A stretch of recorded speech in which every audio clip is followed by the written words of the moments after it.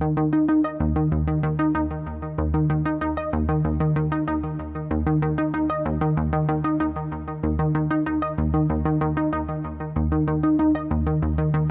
você desde sempre começou nessa atividade de pintor profissional. Conte para nós como é que você chegou a esse segmento de pintura. Até se dizer assim, ó, eu já tive vários empregos. O meu primeiro emprego, que poucas pessoas sabem, da população de Orlândia, eu trabalhei na Casa Musical Bonucci. E eu tinha um sonho de ser jogador de futebol. E, por incrível que pareça, eu perdi o emprego porque eu fui jogar bola. Ele falou, se você for jogar futebol, eu vou te mandar embora. Eu peguei... O Bonucci fez uma parceria. Não, você entrou com o bumbum, ele entrou com o pé. Foi basicamente isso aí. Eu, moleque novo, não tava nem aí. Eu queria ser jogador. Trabalhava lá na loja e veio uma oportunidade da gente disputar um campeonato regional. Eu fui jogar bola, que eu voltei, eu tava de férias por tempo indeterminado. Aí daí eu fui trabalhar já de servente de pedreiro, em oficina mecânica. Só que eu nunca gostei de ficar nem atrás do balcão e nem num lugar fixo, preso. Eu gosto de ficar em vários lugares, conversar com pessoas. E a pintura foi o que me proporcionou isso aí. E você teve uma trajetória, tem uma trajetória profissional de 25 anos. Conte assim, o tipo de cidades que você já prestou serviço, algumas curiosidades que você teve dentro da trajetória da sua empresa que você mantém até hoje.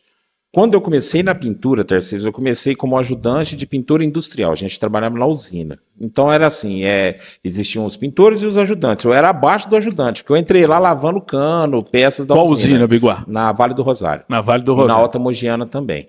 E nessas duas usinas, um prestador de serviços te contratou. Isso, ele me contratou, foi até engraçado, eu já contei essa história em algumas lives aí que eu participei. Ele me chamou para trabalhar de ajudante de pintor. Aí eu achei que a gente já ia para a usina, porque a equipe dele estava na usina. E nós fomos pintar a casa de uma cliente dele. Chegou lá, era um beiral de madeira, todo invernizado, bem judiado. Falou assim, ó, Biguá, vem, vamos raspar. E para quem não é da área da pintura, não vai entender o que eu estou falando. Raspar é arrancar todo o verniz da madeira, só que hoje existem equipamentos. Mas na época a gente raspava com caco de vidro. Caco de vidro? Então pegava o caco de vidro, ficava raspando a madeira até remover o verniz. Cara, aquilo foi o primeiro dia. No segundo dia, ó, que eu cheguei lá no terceiro dia, falei, ó, vou pedir conta, vou voltar a trabalhar de servente de pedreiro. Aí o cara falou, ó, amanhã nós vamos para a usina. Eu falei, aí mudou. Aí eu fui para onde eu queria, que era para a usina. Só que eu cheguei lá, achei que eu já ia trabalhar de pintor. Aí ele falou, ó, toma essa máquina aqui, essa capa de chuva, e você vai começar lavando os canos aí para os pintores. Falei, mas aí, mais uma decepção, mas eu não desisti, fui em cima. Aí dali já fomos pro jato de areia. Aí foi uma história engraçada, que o cara falou, você já mexeu com jato de areia? Porque era um nível bem mais acima do que lavador de cano, né? Falei, não, já trabalhei com jato de areia, mas nunca tinha nem visto um jato de areia. Aí falou, então toma aqui, já tinha essas peças de metal. O jato de areia, para quem não sabe, peça de metal que está enferrujada, o cara bate um jato ali e limpa toda a ferrugem para o pintor poder fazer a pintura, né? E junto com essas peças tinha uns tijolinhos de cerâmica, ele colocou lá uma capa em mim, fez todo os equipamentos, aí eu comecei a bater o jato e não estava enxergando nada. Aí o chefe chegou e falou, cara, você acabou com os tijolos da usina. Eu falei, mas não tô vendo nada, e eu não sabia, o vidro do visor tinha que trocar. Ele falou, mas você não falou que já tirou? Você tá vendo o vidro todo ferrado aí? Eu falei, não, cara, eu nunca fiz isso não. Aí já me mudou de novo. Aí eu voltei para limpeza de cano. Não dei certo na área do jato.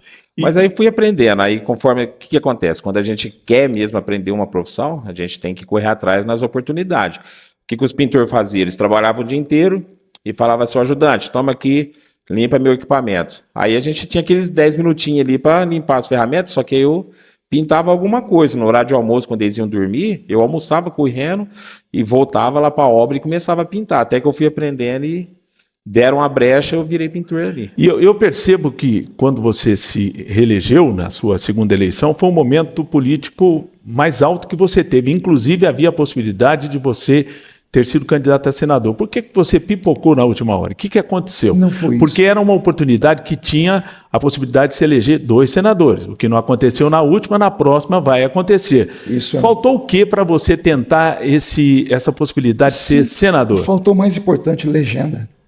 Não te deram legenda? Não, porque o partido percebeu que eu ia ter uma votação expressiva. Você estava em qual no partido? PSC. Ah, no PSC. E o PSC, percebendo que ia ter uma votação expressiva, você sabe que quem deixa fundo eleitoral é o voto do deputado federal. Voto de senador não deixa fundo eleitoral, voto de deputado estadual não deixa, de presidente, de governador não deixa. O único voto que dá aos partidos políticos o direito de terem fundo eleitoral é o voto do deputado federal. E é por cada voto, né?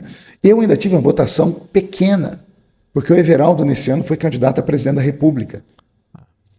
O problema foi aí. Por quê? Eu deveria ter sido naturalmente o candidato a presidente da República, porque quem pontuou no mês de janeiro de 2014 com 6 pontos na pesquisa espontânea no Estadão fui eu. Eu deixei Dilma para trás, eu deixei Aécio para trás. Quando perguntaram ao presidente da República, dada a repercussão do que aconteceu, eu pontuei com 6 pontos na primeira pesquisa. Everaldo pegou aquilo, olhou, me chamou para conversar, eu disse, Everaldo, eu não entendo muito de política, mas se a gente traça um plano e vocês me lançam presidente da República, eu não vou ganhar. Mas eu possivelmente vou ter mais voto do que Marina Silva, que a Marina tinha tido 13 milhões. Falei, se eu fizer 14 milhões, a gente entra para a história, a gente faz um deputado federal em cada estado, porque eu vou puxar o movimento evangélico nacional, e me cacifo para em 2018 ser candidato a presidente da República. Everaldo viu isso, pediu uma semana para pensar, voltou uma semana depois dizendo assim, olha, você tem razão, mas o nome não é o seu, é o meu. Eu falei, mas como assim? Mas você... eu estou há mais tempo, eu sou pastor, e eu vou pegar essa onda, e você chegou agora. Everaldo não me deu... O partido não me deu estrutura para aquela campanha. Eduardo Cunha, que é uma mente pensante, disse que eu teria 1 milhão de votos na eleição de 2014. E eu não tive, porque o partido não me deu estrutura, me tiraram dos programas de televisão, porque o Everaldo ficou com medo de eu ter mais voto no Estado do que ele no país todo. Tanto que ele teve 750 mil votos no país inteiro e só em São Paulo eu tive 400 mil votos. Quando é que você lembra assim que você despertou essa paixão, principalmente para o cachorro e eventualmente até para o gato, Tarcisinho? Eu acho assim, isso eu devo muito a você e minha mãe, né? Porque a gente sempre teve animal dentro de casa. Mas você se recorda, por exemplo, eu desde pequeno a gente tinha a Tequinha, que era uma poodle, que ficou com a gente 18 anos. Então, assim, esse amor por cachorro eu desenvolvi desde moleque, desde criancinha, que a gente sempre teve criação dentro da nossa casa. Mas a gente sempre notou que você tinha uma pegada especial. Você tinha uma mania, inclusive, de conversar com o cachorro. Não é verdade? Verdade. E levava uma prosa e parece que o cachorro entendia, você se virava bem nos 30, né? E uma coisa que me chamou a atenção, quando você tinha 15 anos, o seu tio Adriano lhe deu um presente já de um animal de porte maior. Sim. E aí nasceu a sua paixão pela raça boxer. Exato. Explique isso pra gente, o porquê da opção. Porque que acontecia? Você se lembra? Na época de adolescente, a gente tinha o hábito de fazer caminhadas aqui no anel viário da cidade, e meus amigos todos tinham animais de porte grande. E eu tinha a Tequinha, que era uma poodle.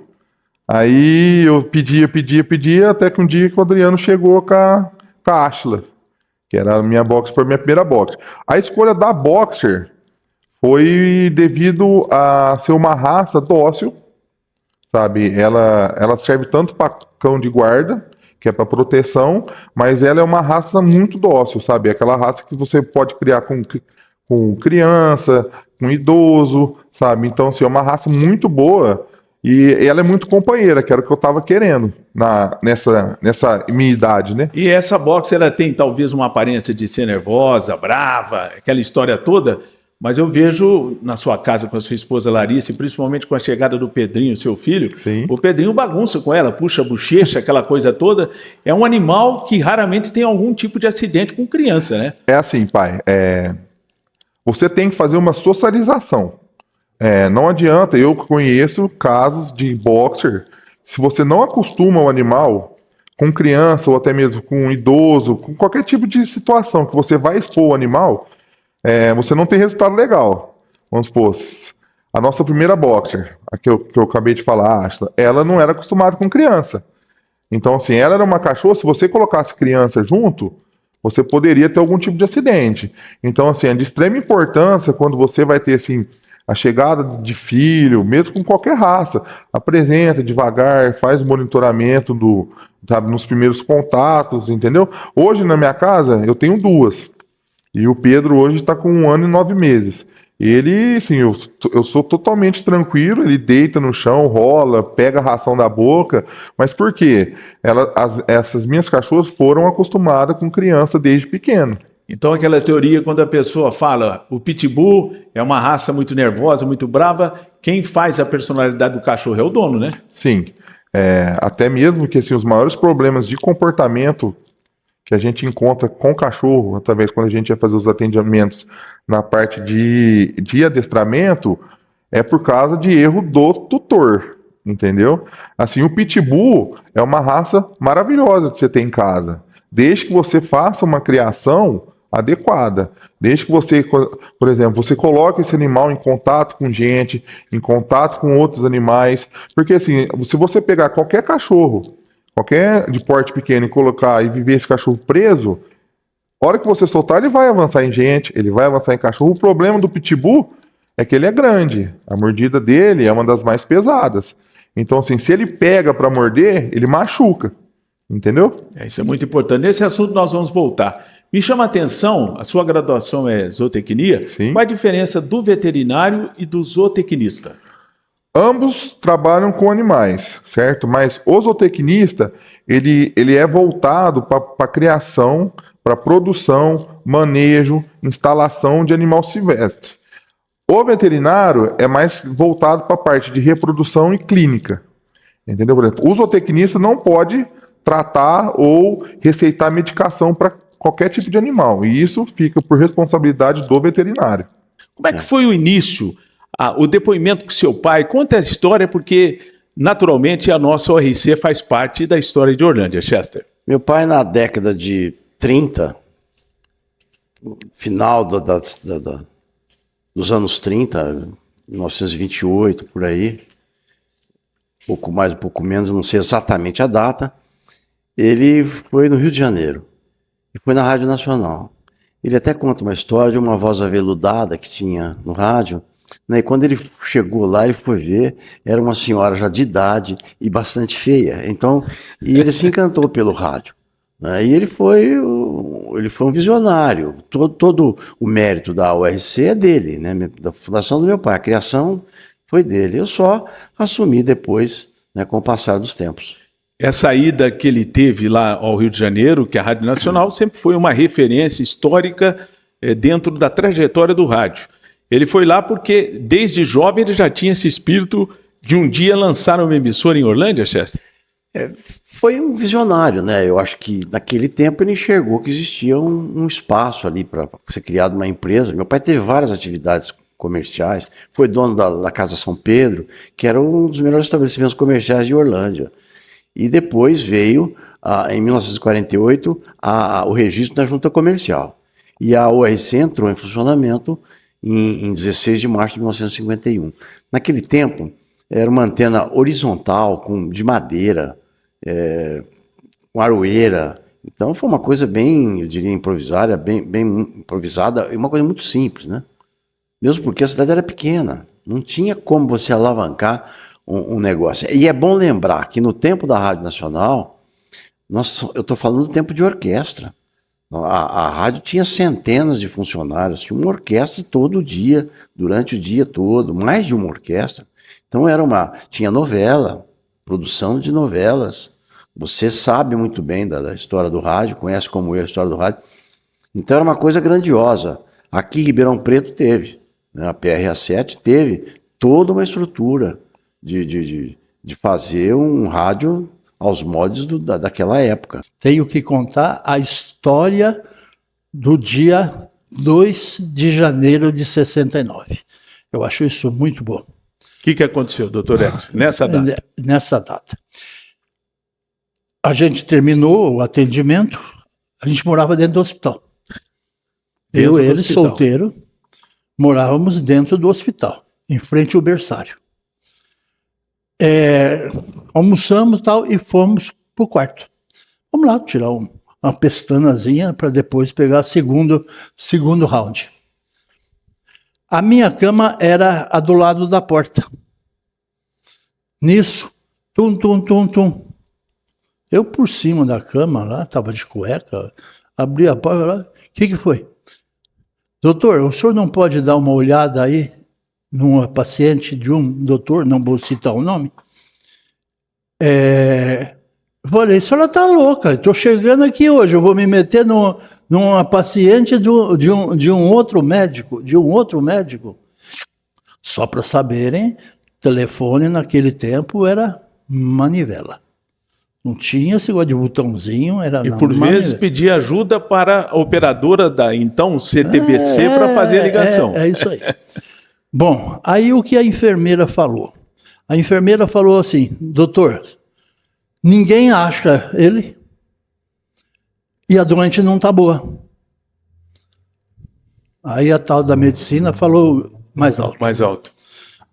Levantei, fui lá ver.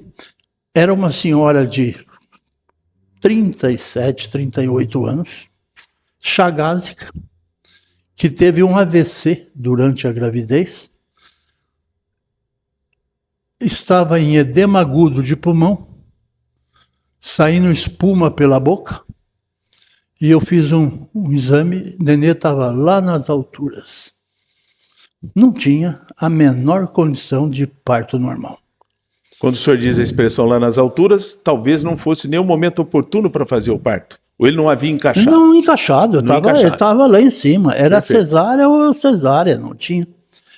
Aí eu voltei para o quarto e o Orsi perguntou, como é que tá? Eu falei, tá sim. Ele falou, o que você vai fazer?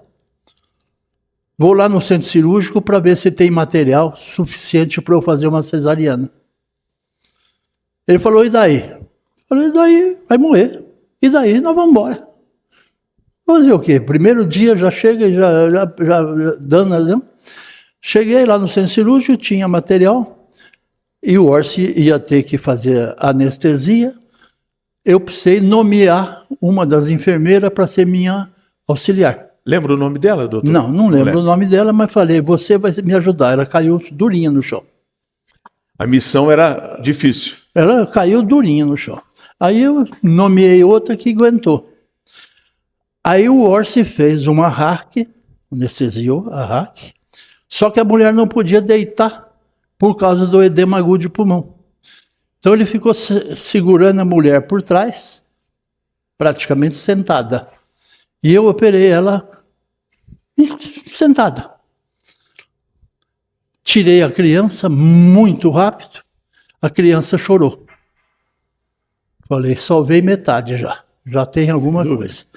Aí, como esvaziou a barriga da mulher, o Orsi foi fazendo aqueles medicamentos de coração, tal, essas coiseiras tudo.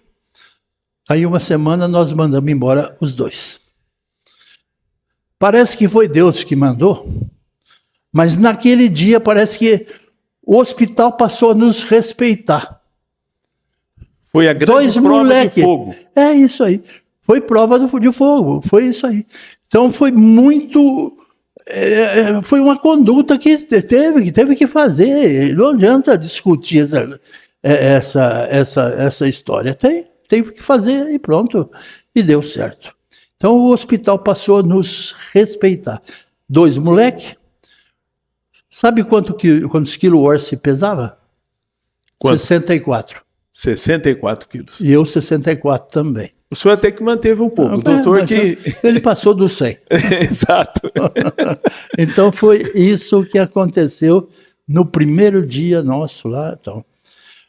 Passado isso aí, mais alguns dias, eu estou te contando os casos que foram assim, chamaram muito a atenção. E que, de uma certa forma, marcaram a trajetória do próprio hospital. Quem vê o hospital hoje não pode imaginar o que é normal numa situação de tempos atrás, como evoluiu, né? E evolui de uma forma efetiva a cada dia.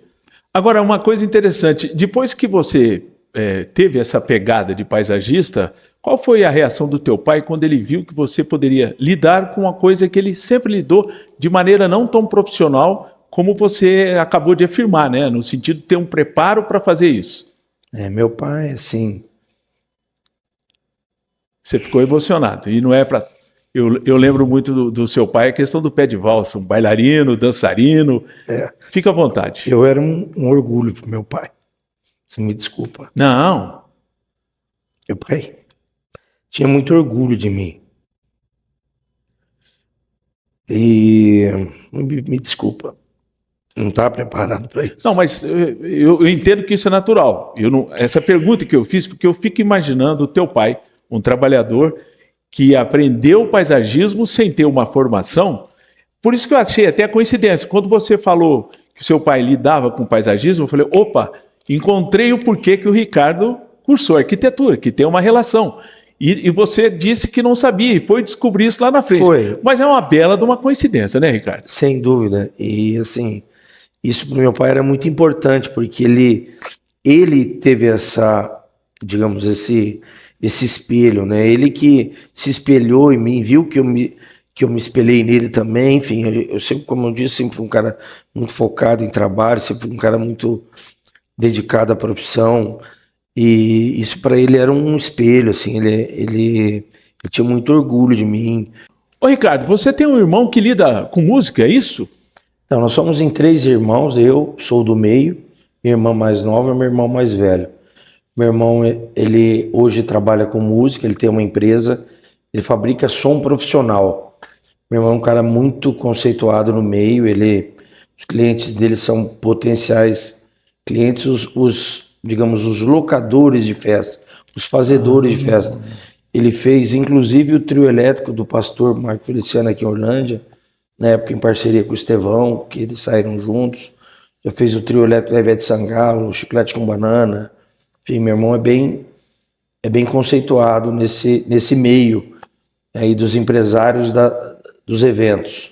Minha irmã, ela é enfermeira padrão, se formou na USP, trabalhou a vida inteira na USP e aposentou o ano passado.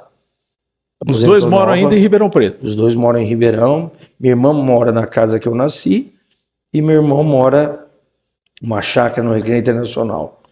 Meu irmão tem 2 filhos, minha irmã tem um filho e eu tenho 2 filhos. Beleza. Essa é a família de Aulama. Essa vocação de médico surgiu quando? Eu tenho que concluir que se o senhor conseguiu ingressar na Faculdade de Medicina da USP de Ribeirão Preto, durante sua trajetória o senhor foi um bom aluno, né? Não era daquele que ficava levando flor para a professora, mas era bom aluno.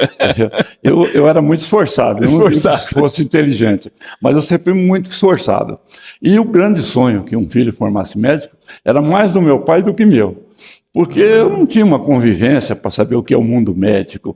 Mas aí eu fui para Ribeirão Preto fazer o cursinho, fiz 1 ano de cursinho. No primeiro ano eu não deu, sim. Aí no segundo ano eu não fiz cursinho, fiquei estudando em casa. Prestei, aí eu entrei na Faculdade de Medicina. Aí, hoje, por exemplo, as pessoas prestam 10, 12 vestibulares. Naquela época, eu, que era uma pessoa que tinha poucos recursos, eu tinha possibilidade de prestar Ribeirão ou Ribeirão. Não existia outra possibilidade. A segunda era Pinheiros, em São Paulo. A terceira era Botucatu, que começou naqueles anos também, Campinas, Uberaba, certo? Então, eu fiz pensando em Ribeirão Preto. E até acontecer uma coisa engraçada, é o seguinte, quando eu estava no segundo ano, estudando em casa, para prestar o vestibular, eu fiz um curso de datilografia no Senac. Porque eu falei, meu futuro, se não for na faculdade, médico vai virar contador. Eu tenho que entrar em algum banco, algum lugar, e tenho que estar preparado. E fiz tenho até hoje meu diploma de datilografia do Senac. Isso me ajudou muito depois até para digitar, né? Tá. E eu acho engraçado, né? Vou fazer uma confidência, eu também me graduei, minha primeira formatura foi como engenheiro civil na escola da USP, Universidade de São Paulo, de São Carlos. E naquele tempo, como é que foi? O senhor morava em alojamento, morava em pensão, quando o senhor foi para Ribeirão Preto? Não, a minha mãe morava em Ribeirão Preto, ela mudou-se para Ribeirão Preto. Ah, que bom. Meu pai, durante a vida toda, ele comprou um terreno e foi construindo, ali perto do cemitério da Saudade, numa daquelas ruas, ele foi construindo uma casa, aos poucos. Foi a primeira casa naquele bairro. Só tinha praticamente aquela casa. Aí, quando nós mudamos para Ribeirão Preto, então eu saía, ia bem longe do cursinho, era na Praça 15 de Ribeirão, famosa. E eu ia de bicicleta, e na volta, aquela subida do bosque, era empurrando. E depois, quando eu entrei na faculdade, Aí eu tinha um outro amigo meu que era ali perto dos Campos Elíseos, aí nós íamos para a faculdade, era até um treino, nós íamos a pé e voltávamos a pé, ia a pé pegar o ônibus. Mas naquele tempo o campus já era onde é hoje o Hospital das Clínicas? Era hoje. Mas é longe, doutor. Básico, não, mas nós íamos a pé até na Praça 15. Tá. Praça 15 tinha um ônibus próprio para medicina. Então era lá dos Campos Elíseos até na Praça 15. Perfeito. E aquilo era uma farra, descendo de manhã os dois, brincando e indo, era até divertido. Mas depois, no futuro, depois do quarto ano, quer dizer, no campus da faculdade, você tinha o que era de melhor na Faculdade de Medicina de Ribeirão Preto, sempre foi. Eram as matérias básicas. Você não mexia com o paciente no Hospital das Clínicas. Era só bioquímica, morfologia, anatomia, fisiologia, farmacologia, patologia. Quando você começava o quarto ano, você tinha um estágio na Santa Casa, onde tinha os leitos para a Faculdade de Medicina começar as aulas de clínica. E depois o curso continuava no HC de Ribeirão Preto, né? Mas tem essa figura já do tá até pulando. Toca Aquela? Nossa, tem. Toda festa. E essa Toca Aquela vai 20 músicas e por aí vai. Aí começa a lembrar Mercedita, começa a lembrar Boate Azul, começa a lembrar tudo que tem lá de trás. Eu acho que é uma das partes mais gostosas. Porque eles não querem que você vá embora. É aí que dá pra você medir o pessoal, se tá bom ou se tá ruim a festa. É assim que é o termômetro. Assim. Esse é o termômetro. Não, continua, vamos tocar aquela lá que você não tocou aí. Nesse negócio, você que está nos vendo, vamos fazer uma aposta. Você vai do lado aí da tua esposa, da namorada, com quem que você estiver, ou então sozinho, você imagina qual é a música mais pedida no momento Toca Aquela, na reta final de uma festa? Você vai pensar, Júnior, pega aí o violão, né? Se prepare. Nós não vamos dizer o nome da famosa Toca Aquela, que é a mais pedida de todas. Mas é uma forma, eu gostaria que você soltasse a voz puxar um e trecho cantasse dela. um trecho dela aí pra gente. E esse violão aqui, Tarciso, Tô vendo aqui, bonitão, hein? eu ganhei da minha esposa, que na época era minha namorada. Foi uma das épocas que eu já tinha falado, cheguei nela e falei, vou parar de tocar, porque já tá cansado, era muita rolaiada, não da parte da equipe, né? Mas às vezes de contratante. Muito cano. Muito. Nossa, olha, aí teve um dia que eu cheguei na casa dela já, né? Ô Júnior, e que coisa diferente, né? O cara que é muito famoso tem que depositar antes, sabia disso? Senão ele não canta, deposita antes. Verdade. E o cantor da noite, ou o cantor, não é até porque é uma relação de confiança, né? Fica esquisito. Você tá começando, o cara não sabe. Se você pedir para os caras pagar antes, falar assim, esse Júnior já virou metido. Já virou estrela, superstar. Então esse violão foi a patroa que te deu? Foi. Ela falou pra mim, ó. Aí eu cheguei na casa dela, ela no quarto, falou: vem cá, quero te dar um negócio. Ela pegou uma capa desse tamanho assim, né? Esse violão era meu sonho ter um violão desse. Que marca que é? É Takamine. O som dele é maravilhoso. Eu sempre paquerei, falei, nunca vou ter condições de comprar um trem desse, né? De repente fui lá no quarto, falou, fui lá na, vocês podem falar o nome, né? Pode? Da Guitar Music. Fui lá na Guitar Music na época. Comprou, falou, parcelei isso aqui, mas eu tô te dando de presente pra você não desistir. Doutora Marina passou o cartão a perder de vista. Perder de vista. Se deixasse te namorar, teria um prejuízo. Mas você é um cara muito consciente, teria devolvido o violão para ela. Não, Só que não. Só que não.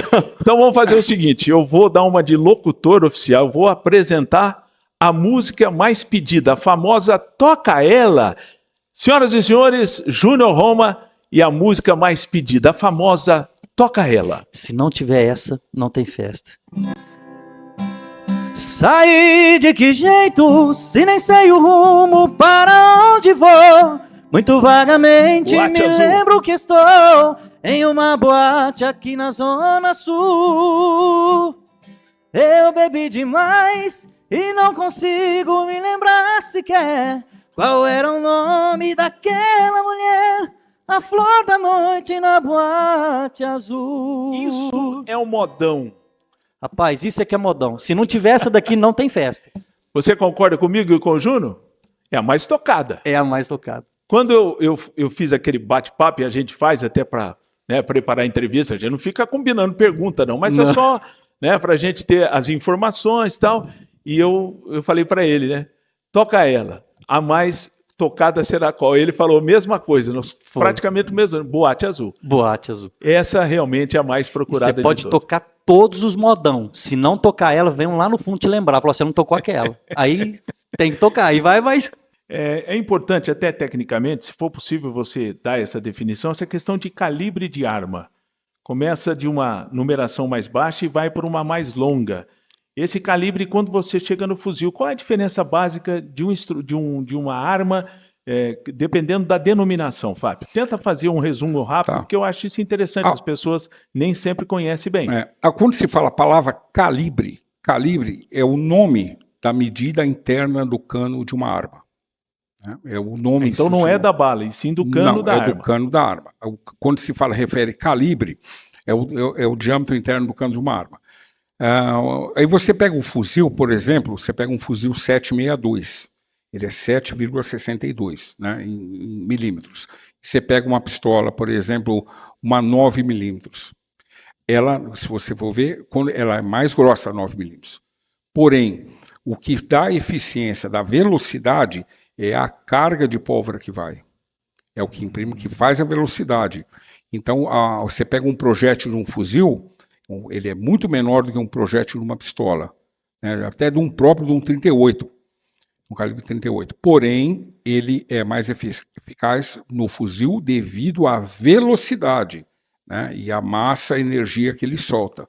Ou seja, quanto mais veloz, ele tem menos chance de ser desviado? Ou não tem nada a ver uma coisa com a outra? Ele segue o trajeto dele normal, dependendo do impulsionamento que ele tem da arma? O fuzil, ele é utilizado, geralmente, como a gente fala, como uma arma secundária. Primeiro, o policial ele utiliza a pistola de mão, a arma de mão. Porém, depende da gravidade da situação que ele vai enfrentar, ele parte para o fuzil. O fuzil, você tem mais precisão, você tem mais velocidade, obviamente. Num combate urbano, depende da situação, o fuzil é complicado usar. Às vezes você não Porque acerta a dificuldade de manuseá-lo, o tamanho dele... A questão da velocidade da munição é que ele pode transpor certos locais, né? Às vezes pega uma pessoa, acerta uma pessoa, ele tem uma velocidade, uma eficiência de distância muito maior do que uma arma curta. Mas geralmente o pessoal usa primeiro a arma primária, que seria a pistola. Que ela tem a energia também é diferente, ele tem muito, quer dizer, menor do que um fuzil, porém, o fuzil não precisa ser empregado, né? Em certas situações não é necessário o emprego do fuzil, só em extrema necessidade. Quando é que se decide, pelo seu conhecimento e as suas técnicas, o momento de se usar a pistola ou o fuzil? Isso que eu falo, o policial é um herói, cara. O policial é assim, essa que é a situação. Ele tem que decidir, a situação. Cada situação é uma situação diferente, né? Então ele vai, depende, às vezes, está dentro de um veículo, atirando no policial, de repente está numa mata, entendeu? Então tudo vai depender dele, de como ele foi treinado, para ele vai decidir qual deles vai utilizar. Então ele sabe que se ele tiver 2, 3 contra ele, obviamente ele vai optar pelo fuzil. O fuzil ele desova uma quantidade maior de projétil em menos tempo também, seria isso? Você tem mais eficácia na precisão de tiro, principalmente se for de média, um pouquinho para longa distância. Porque geralmente o combate, enfrentamento na área urbana, você pega de 10 metros para baixo. Às vezes 7 metros, 91% dos confrontos são a menos de 10 metros.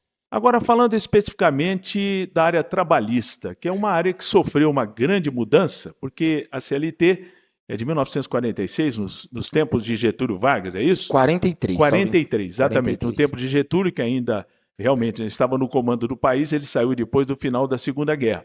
E a CLT ela foi alterada sensivelmente pela reforma trabalhista de 2017, quando era presidente Michel Temer. Qual é a diferença daquela lei trabalhista antiga e essa que foi lançada em 2017 para aqueles que, mesmo que não sejam da área jurídica, entendam bem a diferença entre a utilização da antiga e a nova lei trabalhista? Tá, vamos lá, vamos fazer um raciocínio lógico. O discernimento e o conhecimento das pessoas lá em 1943. Antigamente, vamos lá, poucas pessoas tinham acesso à informação.